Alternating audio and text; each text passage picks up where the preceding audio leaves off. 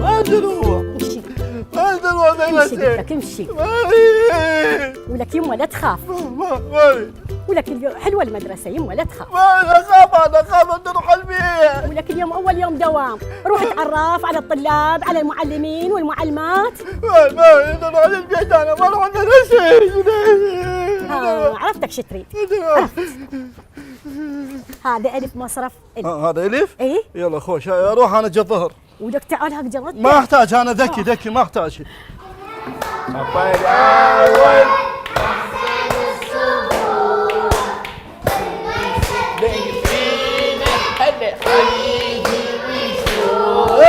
شنو هالنشيد التعبان هذا؟ احنا صف اول ابتدائي. انشط يلا حضنتي يلا. وسير يا هالندان سير يا هالندان ويانا الهوايانا ويانا من الجبال. سير يا هالندان سير يا هالندان ويانا الهوايانا ويانا من الجبال. يا اقول لك شلون ينكتب قيام؟ شلون تنكتب؟ مو ملا قيام يعني تحية المعلم يعني قوم قوم. انا حتى اصير بطولة. جلوس. شنو جلوس؟ يعني اقعد. اقول لك كان تصفيرك على وحده، لو قيام لو جلوس، هو مو كل ساعه واقفه. تفضل اقعد ماما. ماما هاي تحية لازم تتعلموها. كل ما يجي لكم المعلم او المعلمة يقول لكم قيام توقفون. مو هسه من يجي المعلم. يمتى يجي بعدين يجي. تفضل. بعدين يجي يقول لكم جلوس تقعدون. جلوس. جلوس. ماما مو هنا. اقعد برا. هنا؟ هنا. مو حسبالي غير جلوس، مو حسبالي هاي الجلوس مو مثل ذيك الجلوس. لا هاي الجلوس. ان شاء الله جلوس. هسه عرفتوا؟ من يقول لكم قيام توقفون، يقول لكم جلوس تقعدون. زين اذا جعنا ايش يقولون وناكل؟ مو هسه تاكل بالفرصة. المهم أنا معلمتكم ست رشا، أرحب بكم بأول يوم بالمدرسة. ست ويمتى آخر يوم المدرسة؟ شنو السالفة؟ بعدك صف أول ابتدائي وأول يوم بالمدرسة، تسأل على آخر يوم؟ بعد وراك أيام طويلة. حفظنا على هاي السالفة. طايح هو. أهم شي ماما تحبون مدرستكم، لأن المدرسة هي بيتكم الثاني. صدق عود بيتنا الثاني. ست لعد لا بيتنا الثاني اجيب اخوي ومرتلين هذول يدورون مشاكل ويا امي وما طول فارغ المدرسه وبيتنا الثاني يقعدون هنا. هنا يجيبهم هنا خلي الثلاجه قوم ولا قوم. خوش اي وبعد هسه هذا شلون راح افهمه؟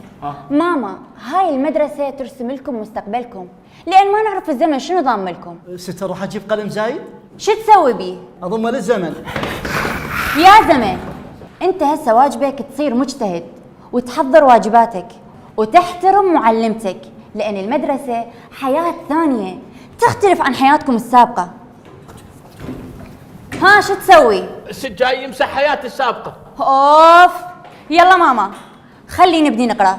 فتحوا الكتاب القراءة. ست انا ما افتح كتاب القراءه.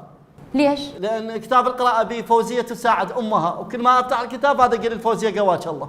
غير جاي يساعد امها. آسف لأني تأخرت يا ست، هل تسمحين لي بالدخول؟ تفضل ولكن لا تتأخر مرة أخرى. حسناً يا ست شكراً. افلام كرتون دول شنو؟ ربما انت همية. شنو